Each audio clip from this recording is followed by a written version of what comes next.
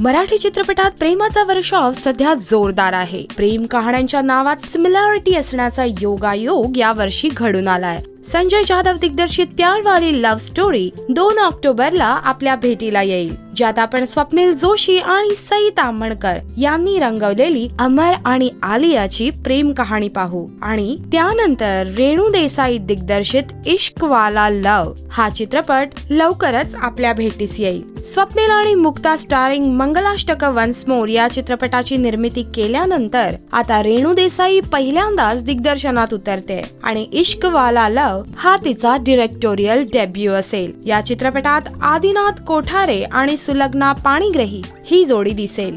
या चित्रपटाचं शूटिंग सुरू आहे। सध्या म्युझिक वर काम चालू आहे। या चित्रपटाच्या निमित्ताने पहिल्यांदाच मोहित चौहान मराठीत गाणं गातोय। तर सांगायचा मुद्दा असा की प्यार वाली लव्ह स्टोरी आणि इश्क वाला लव असे हे 2 सारख्या नावाचे चित्रपट आपल्याला पाहायला मिळणार आहेत। आणि त्यात प्यार वाली लव्ह स्टोरी मध्ये उर्मिला कानेटकर आहे, तर इश्क वाला लव मध्ये आदिनाथ कोठारे आहे। म्हणजे दोघही नवरा बायको एक सुपरहिट चित्रपट देणार आहेत। त्यामुळे हे दोघही एकमेकांना चक्क प्रेमात स्पर्धा देणार आहेत। त्यामुळे कोणती लव्ह स्टोरी ऑसम असेल हा प्रश्न आहेच। प्यार वाली की इश्क वाली, तुम्हाला काय वाटतं ते आम्हाला नक्की कळवा।